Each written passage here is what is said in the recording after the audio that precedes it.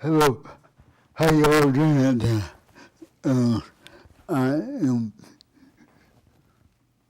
truly glad that you tuned in to our very first show.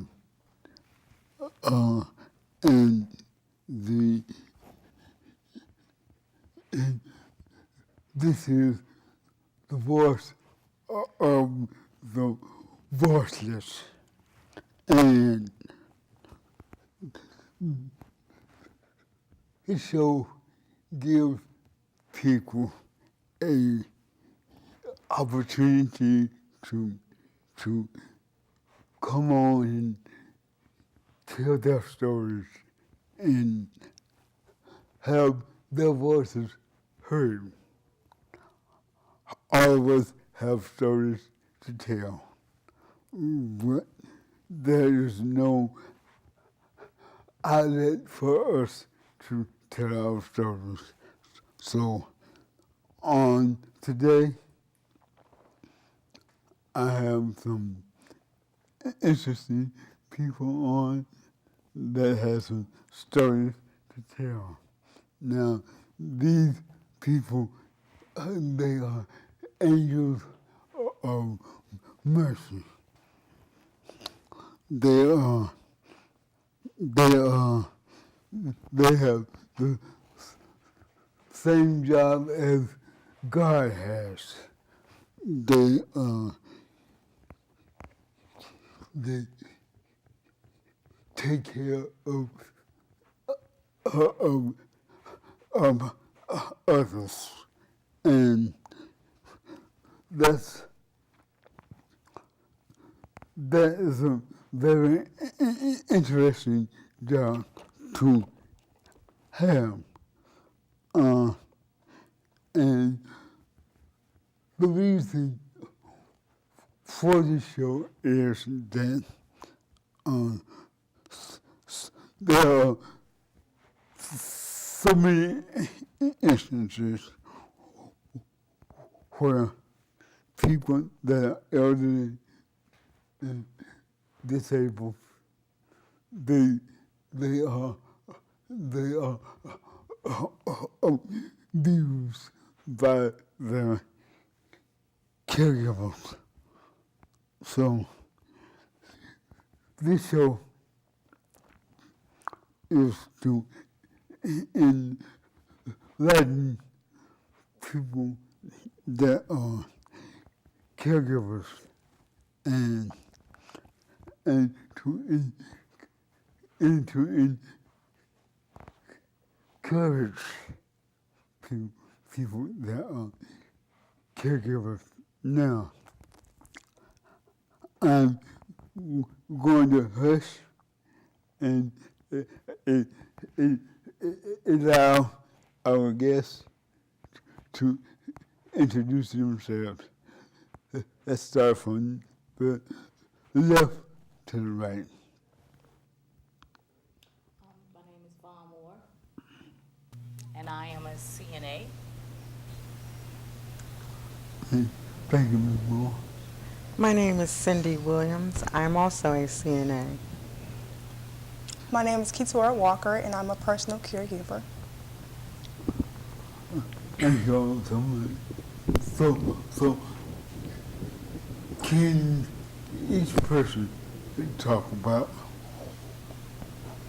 why they chose the job of taking care of others? Could you? Yes, naturally, this job fit me because I care about people. I think the caregivers, we don't do it for the money at all.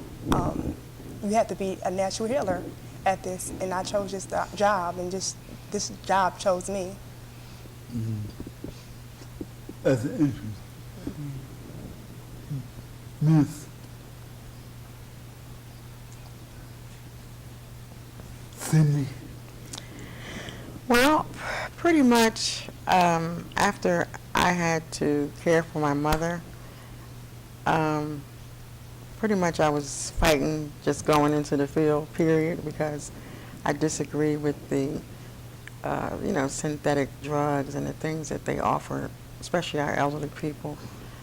I just didn't really want to be a part. But after dealing with my mom, who passed away of bone cancer, I went on and went out to be a CNA. Went to school, took my course, and pretty much it's a natural thing with me also, as being a mother of 10, just caring, So a naturalist, people love my touch. They like what I have to offer. So here I am.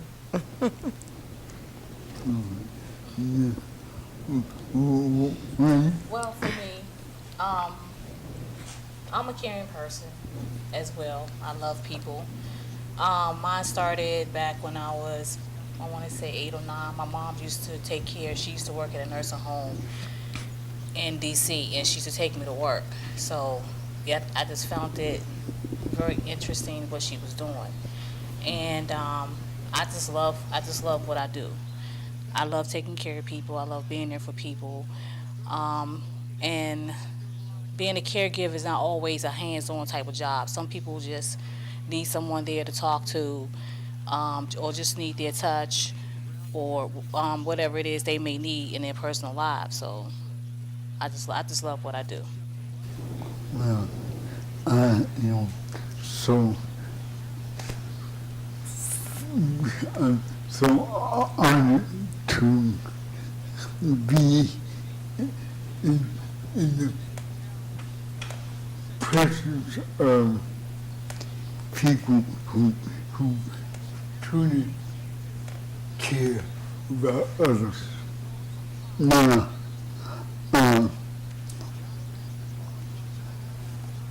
I'm going to ask this question of each individual. I asked Couture this question earlier, and she has an interesting answer. The question is, what do you all think about people that try to take the advantage of a person that they are taking care of? Could you more? Yes, I wouldn't call them caregivers. If you enter a person's life with malicious intent, especially me, personal care assistant, I take my job seriously. I have been in a situation where I knew someone who had a malicious intent with caregiving, and they were a caregiver. I wouldn't call them a caregiver if they're not doing their job. It's not caregiving at all. They don't care for that person at all. And I think the problem is that people are looking for a whole lot of money, and they're looking for money to, I guess, satisfy them. For instance, people that just go into people's homes and go into their belongings and steal their jewelry and their money and write off checks. There are people that do that, and it's something that they're looking for more other than what they do. And so that's not considered really, like Victoria said, a caregiver, because a caregiver is pretty much you're understanding, you're listening, you try to be of assistance at all times. And believe it or not, down the road somewhere, something always comes through for you. It's just maybe with that job you're not making enough, and you need to move on and try to find something else. So, money is definitely not the answer. It's not the, So I think people are looking for more, and so they do these little things. And so, in turn, they get, reported. People get written up. You can lose your license you actually lose your license for something like that. Well, for me, being a caregiver, you have to have compassion. If you don't have compassion for other people, then it will be hard for you to do your job because the only thing you're there for is for the money. And I really don't really care for people that abuse people that are at need. Um, it makes me angry when I come across situations like that, because I'm like, you gotta think about it. It could be you, it could be your mother, it could be your daughter, it could be your son, it could be your grandchild, it could be anybody. And being a caregiver is like you are that person. It's just like your extended family to them. You don't always have to be blood to love a person, you know. Um, with this type of job, you have to have a lot of patience. You have to be willing to deal whatever comes, whether it's death or being, really sick. You just have to have patience being a caregiver. But I love, me personally, I just love what I do. Well, thank you guys so much for doing that you do. And I'm going to say this, that as a person is, as a person comes on this earth, they have a purpose, and that purpose is to serve others.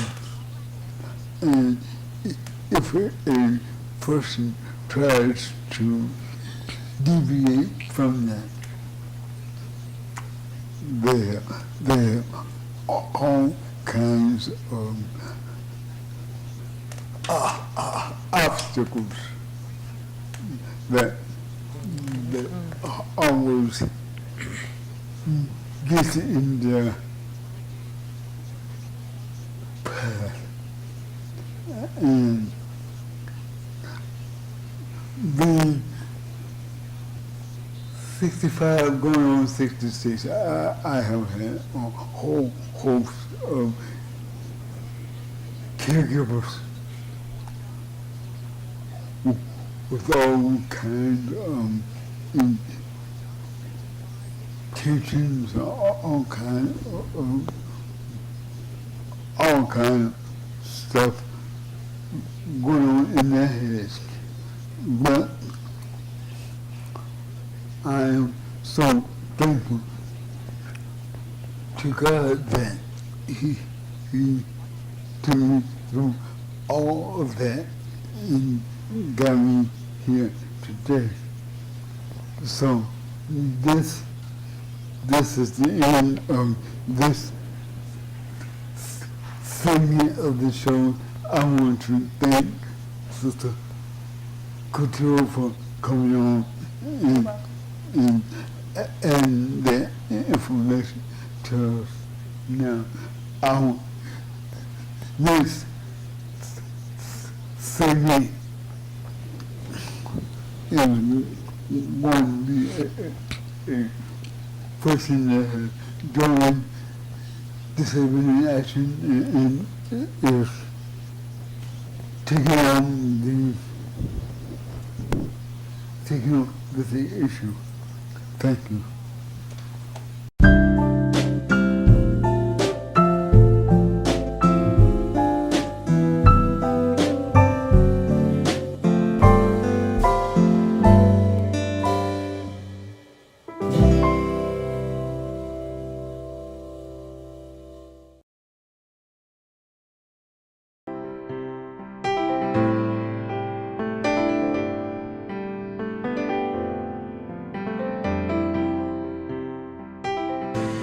I met Reverend Patterson 2 weeks ago at a book signing at the Sweet Auburn Festival, and he invited me out here to share a little bit of my story with you. I was one of those young black males he was talking about. 16 years ago, I made a choice that I was going to be a drug dealer. And then on August 15, 1992, I was shot in the neck in a drug deal that went real bad, leaving me paralyzed from the neck down, and my life would never be the same.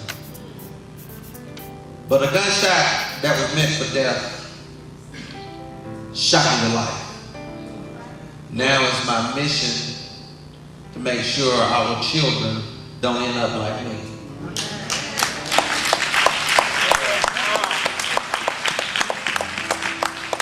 I founded an organization called the James Brown Youth Empowerment Organization. I travel to educate young people on the dangers of drugs, guns, gangs, and violence. If we don't win back the minds of our children, we're going to go down in history as a nation with all the wealth and all the resources, but we fail to raise and educate our children.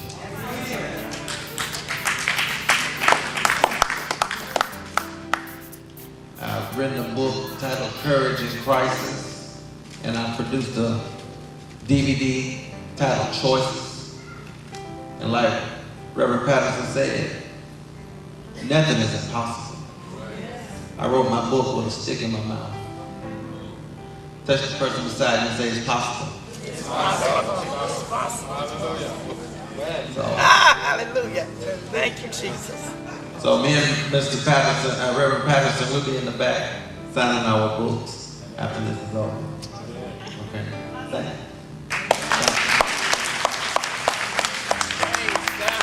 Well, come on, let's give God a hand. Hallelujah. Come on, let's give God some praise in this house. There is nothing impossible. Oh, hallelujah.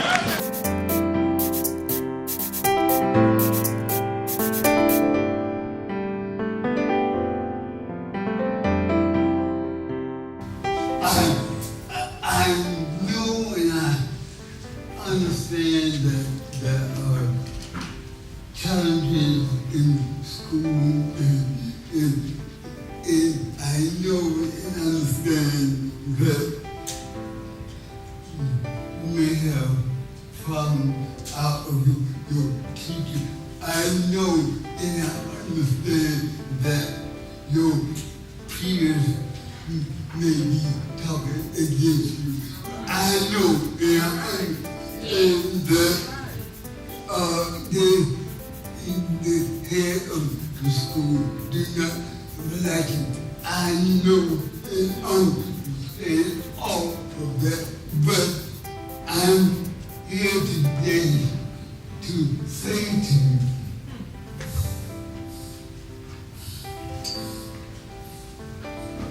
that you all are children of the most powerful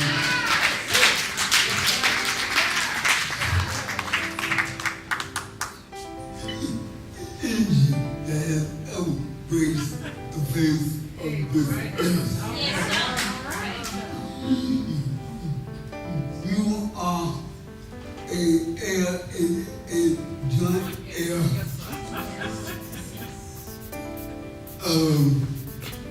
the energy source that created the heaven and the earth.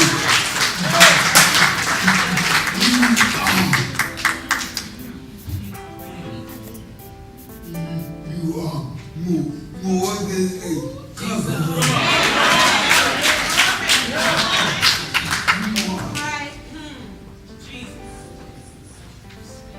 And anything that your mind can conceive, you can achieve.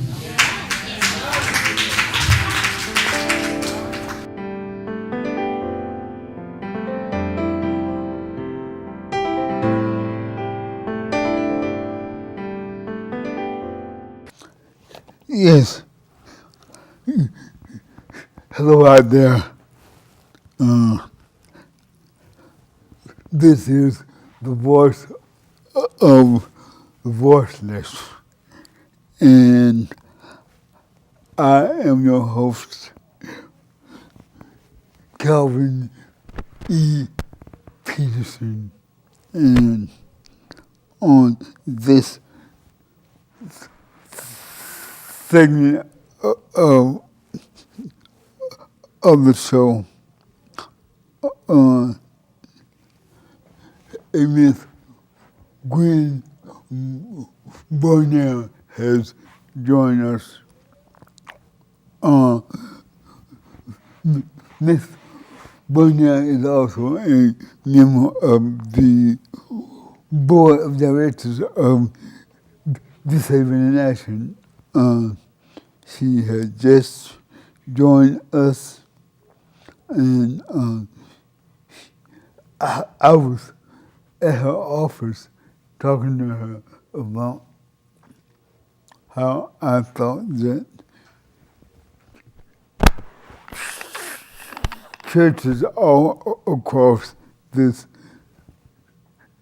country should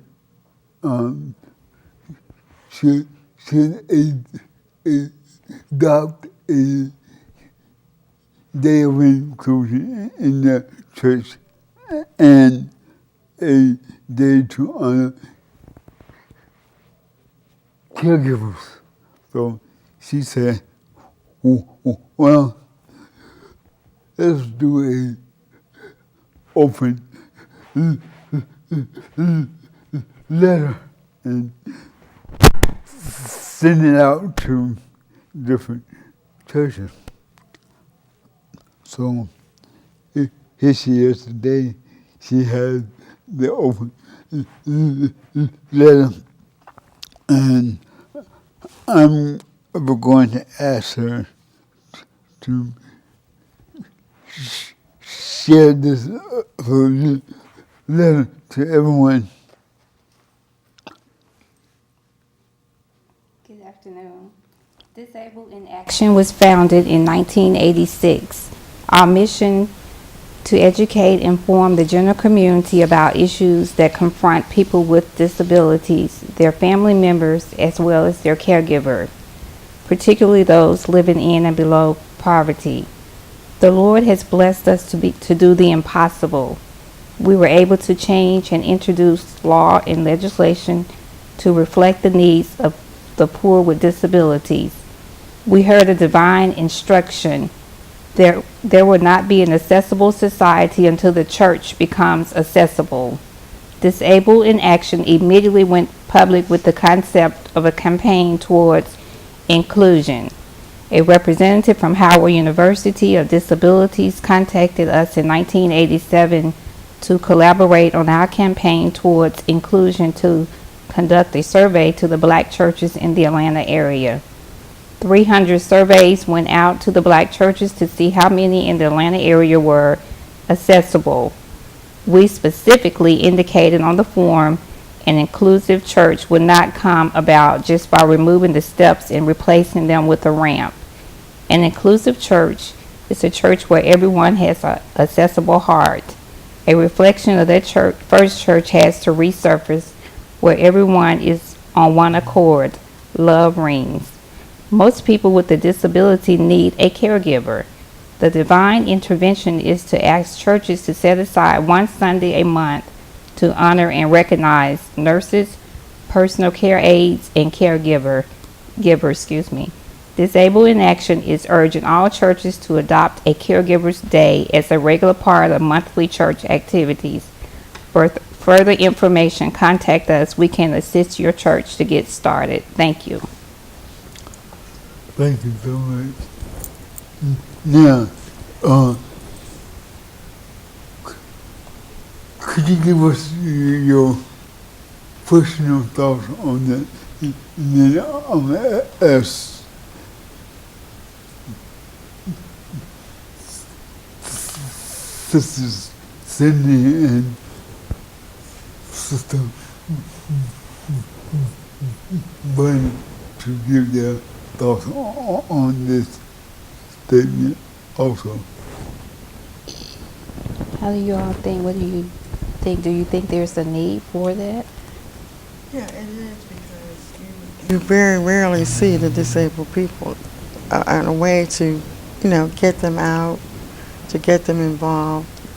But also, Reverend Peterson has a church over off of Triple Street, and they're pretty much all differently able. Some are in wheelchairs that just don't move. Some are in just can't see, but they smile. If there's music that they hear that they like, they smile. They respond.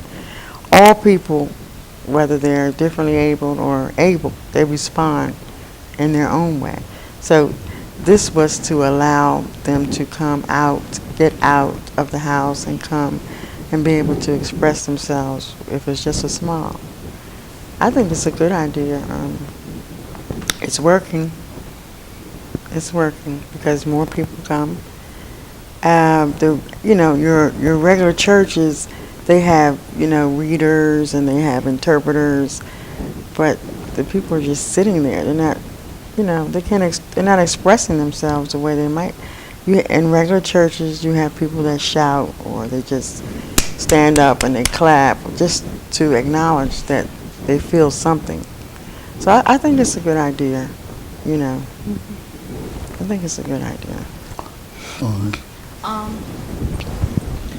for me, growing up, my grandmother had to come and live with us, and she was born and raised in North Carolina, so that was the first time ever out of the state of North Carolina, and she's like 84 years old. So it's a very, very scary experience for her. But my mom was like, well, would y'all help take care of grandma? I was like, well, of course, I would love to. That's my grandma. But she had diabetes, so she had glaucoma. She couldn't see very well, and we had stairs. But she enjoyed going to church because we went to church 7 days a week. But she enjoyed going to church. And I didn't see too many people with disabilities in the church at all. So I feel like it's a very, very good idea to have that to go on, disabled people in the churches, because everybody needs some type of spiritual guidance in their lives, So I believe that will be a very good thing to do. That's good. She enjoyed it very much. Now, I have had people to call us up who are teachers in the public school system, and they talk about how difficult it is to teach their students because of the, quote, guidelines and because of the rules and the regulations. Do you all have that same trouble? Do you all find it difficult to be a caregiver because of the guidelines that you are employed by? Well, I can say I don't know whether it's so much guidelines, but expectations sometimes get to be a bit much because more people need to be hired or whatever the situation is, and it's a strain. My mother worked in a nursing home too for 17 years, and my grandmother nor my mother went into a nursing home, and I pray that's not where I go because they're overloaded with work, and you're doing at least 5 other things outside of caring for 18 patients. You're doing so much. So yeah, it's a lot. Even the nurses, even the RNs, even the LPNs, they have an overload too. And you know, it's you have to have the compassion. But my thing is, you never know where you're going to end up. You know, and so I try to give the people I care for what I have. It be all, or be a little, or be some, but I try to give it to them. You know, because it could be me. You're right. You have to have a compassionate and the spirit to want to help people. Because I am a caregiver for a senior who is paralyzed in a wheelchair, and we're together. We live together. So I'm his in-home caregiver. But the important thing is you have to. Oftentimes, we as caregivers don't ask for help, so you can become emotionally, you know, Burnt out. burned out Yeah. with that. So you have to practice self-care as well. Yeah, you do. But you got 15 seconds. Okay, well, yes, you have to be compassionate. Yes, it's overwhelming. Very demanding. You have patients or residents that are like very upset or emotional because they're there and they want to go home. So it's like you try to give that compassion, like you're going to be okay. You have to reassure them about being in the nursing home, you know. But it can be a joyful situation and it can be a sad situation. Thank you all so much for coming on as a guest. Thank you. You're welcome. You're welcome. You're welcome.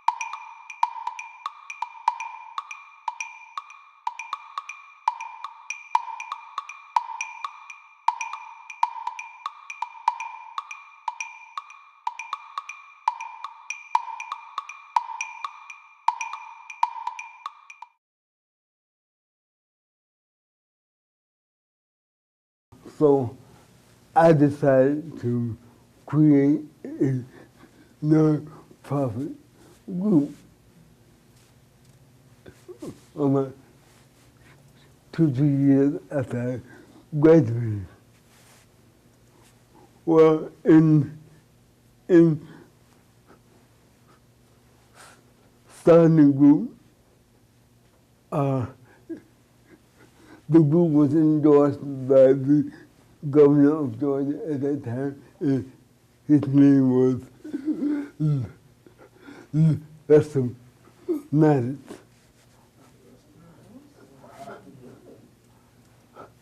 Has anybody ever heard of? Oh, yes. Yeah.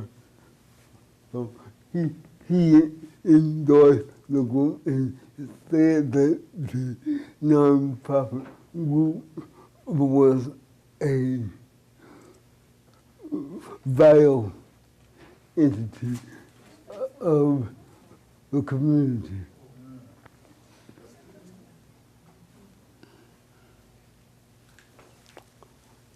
So it was that time that the group started talking about public access to public transportation access to public housing, access to curb cuts on the street, and all of those things that you see today. That group began to talk about those things that were needed.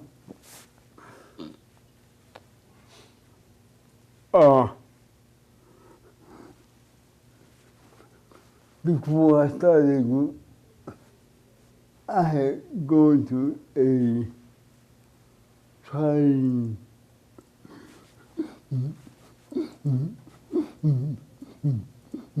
marriage.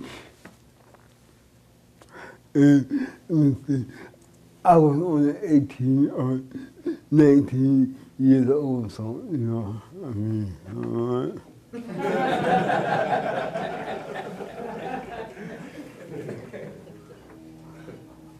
But the marriage, it was devastating, and so was the divorce.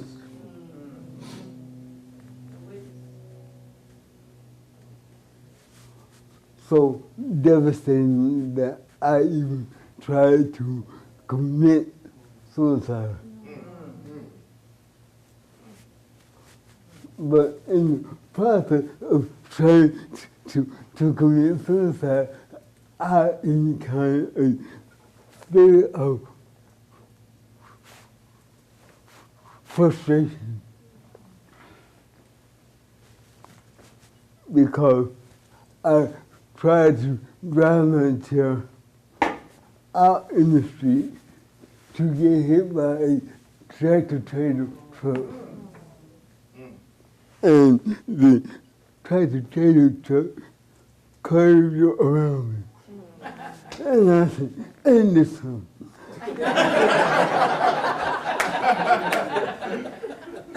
I can't even kill myself.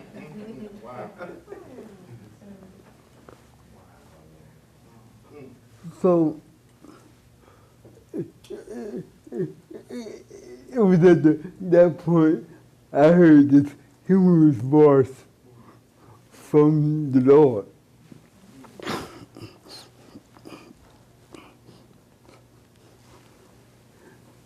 And the voice said, "You big dummy. You got a job to do. And you're not going anywhere until you do this job." So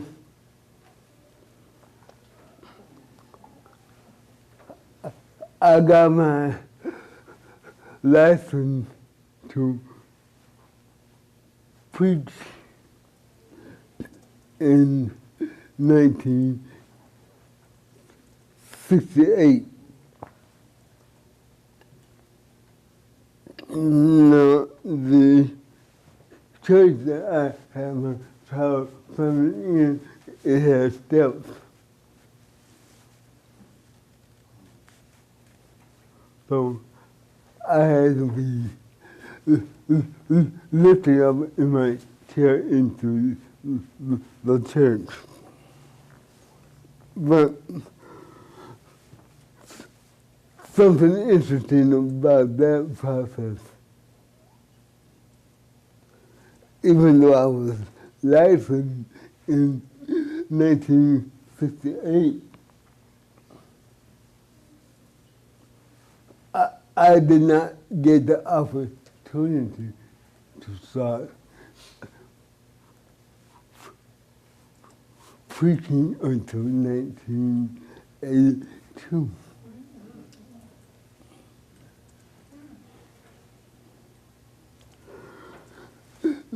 Number one, I couldn't get up in the pulpit.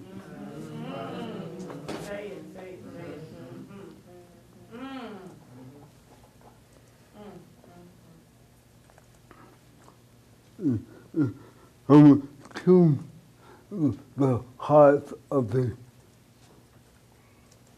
pastors,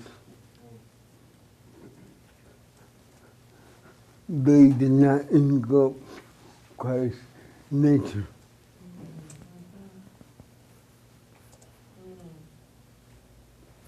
So I encountered a serious struggle of being accepted equal.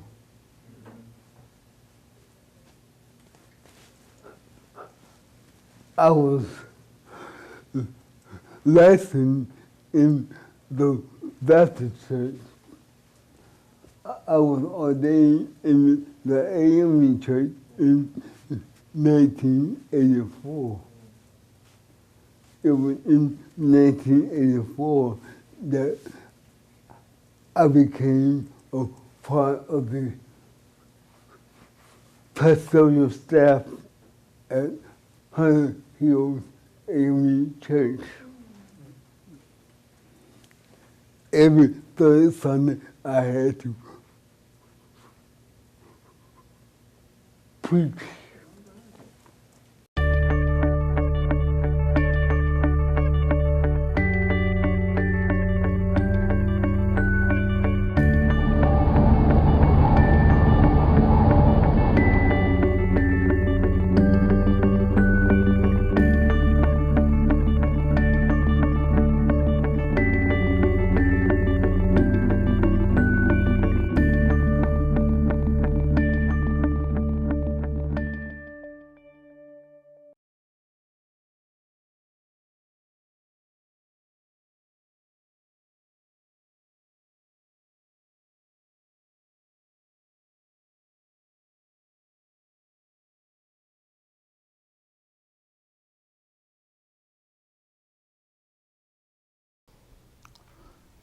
Thank you for tuning in to this segment of The Voice of the Voiceless. And today I have a very distinguished and special guest who is no stranger to Georgia, especially those of you who look at the news. Miss Steve Miles is here today to talk about her candidacy for the office of the United States Senate. And it is truly an honor to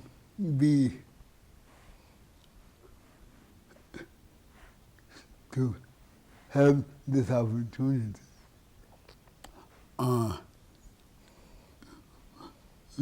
Miss Miles and I had the opportunity to get together and talk. And she has some very interesting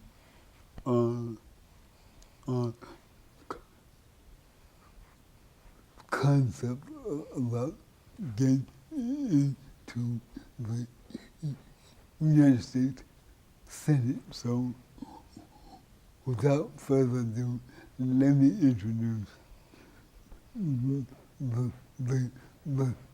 the Honorable Steve Miles. Thank you, Reverend Peterson, and it is such an honor to have been invited here by you for this very, very special show. And it's a joy and a privilege to be here. And I think that knowing you over the years, that you have been out front being that voice for the voiceless. And this television show is taking it to a new level in terms of educating people about the issues related to our special needs communities and also just issues overall. I have reached out to you and others in what I call the special needs community. I won't say disabled. That conjures up images of being non-productive or being less than. It's almost like being called a minority.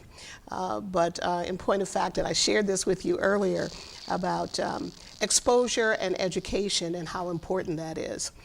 Quick story, if I might. I was the broadcast editor for United Press International for the region, for the Atlanta region.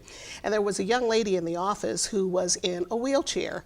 And I had not had a lot of exposure to people with special needs.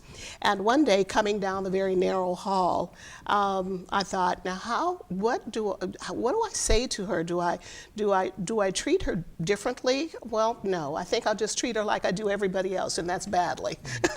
And so I said to her, you need to move that chair out of my way. And she said, leave me alone, Steve Miles. I leave some mean tread marks.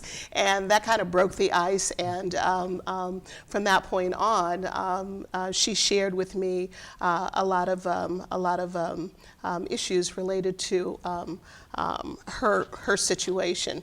It is so important that when we talk about being the voice, and that's what our representatives are in Congress or on the state level and local level. You are representing, and I sometimes think that we forget, that we are representing all peoples. And to leave out a segment of the community is just absolutely wrong. First and foremost, let's talk about some of the things that we did on the state level for our special needs community. I was the state senator for the 43rd District, which included Rockdale County and East DeKalb County. And in Rockdale County, and I was listening very carefully to your previous guests about the caregivers, there was a respite center in Rockdale County that was providing relief for caregivers who typically are with their charges 24/7, and particularly parents who did not have an opportunity to get relief. And so this care center provided that for these families. And they were challenged financially and made the appeal, and we got money. We fought tooth and nail in that legislature, which at the time was just beginning to be Republican controlled. And we got monies for that respite center in Rockdale County so that families could get some relief from being caregivers for 24/7. And we're very proud of that fact because it wasn't in the budget. It wasn't going to be in the budget. But knowing the need, we made certain that need was filled. There was a dump, a landfill in Lithonia that had lain dormant there for 10 years, polluting the area, causing people with breathing difficulties. And we were able to get monies to get that dump cleaned up. And again, it had lain dormant there for 10 years. And we got the funding for the proper cleanup and closure of the Scales landfill in Lithonia. Responsible and one of the early signers on the state's anti-smoking bill. And I used to be a smoker a long time ago, but it was important that we do those things necessary for the health and well-being of our citizens. Moving now to the next level, to go to Washington, to be the voice of Georgians, of all Georgians, and the importance of communicating and making certain that the needs of all Georgians are addressed. And our special needs community, people don't understand sometimes the level of poverty that people are thrust into because of the need for special equipment, the need for special meds, the need for caregivers, sometimes maybe Everyone doesn't need them 24/7, but many people do. And just to understand from a up-close personal standpoint, the need for making certain that the dollars are available to that segment of the community. It's a hard space. And earlier, when the young lady was talking about our churches and other institutions being accessible, so very, very key. And it's one thing to be accessible when it comes to the physical aspect. To me, that is akin to being tolerant. When we've installed the wheelchair ramps, and maybe some have had the foresight, like we did at my church, to have the water fountains lowered, or if you've got the money to put in an elevator, special seating arrangements for so that people can come and be comfortable in the worship experience. And I'm so happy to say that that occurred at my church, which is Green Forest Community Baptist Church in DeKalb County, where the late George McCaleb was the pastor. And because he had a hearing impaired son, he was very, very sensitive to the needs of the community, and show signing and special seating, and the ramps were installed, and making certain that the handicap spots, were there for people to come and again enjoy the worship service. So what you are doing with this program, Reverend Peterson, is so critical to educating our community about special needs and how we must not just tolerate, but embrace everyone from a heart space.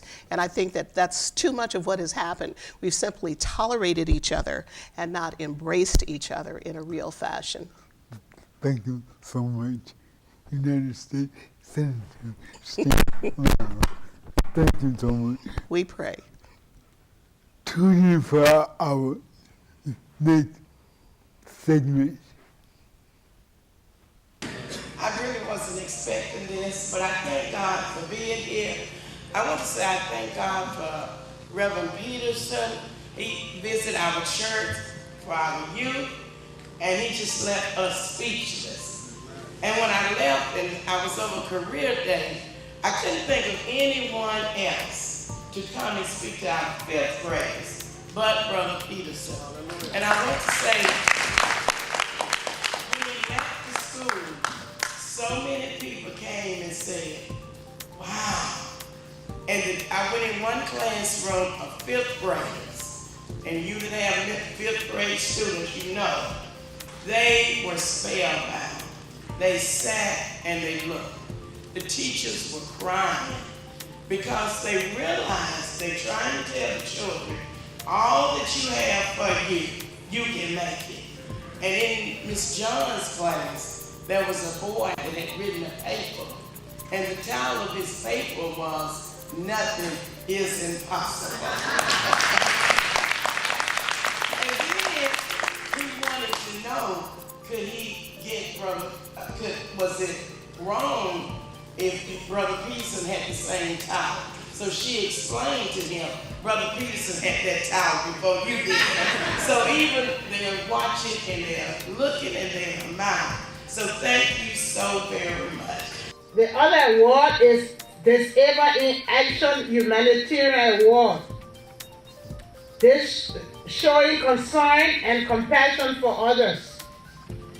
And it goes to Congresswoman Cynthia McKinney.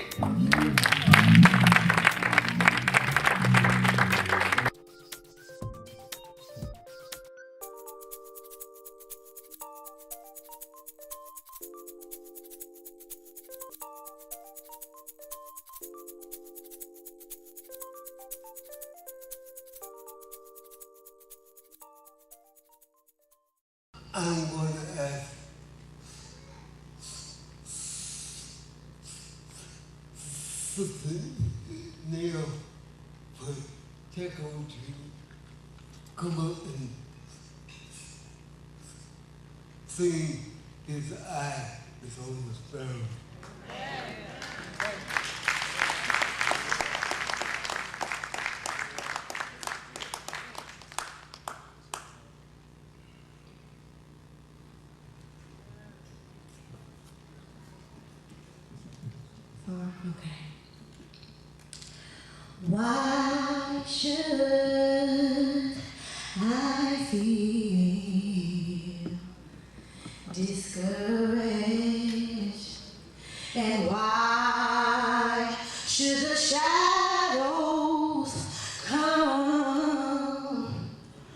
Why should my heart feel lonely and long for heaven and home? When Jesus is my portion, a constant friend is He. His eye is on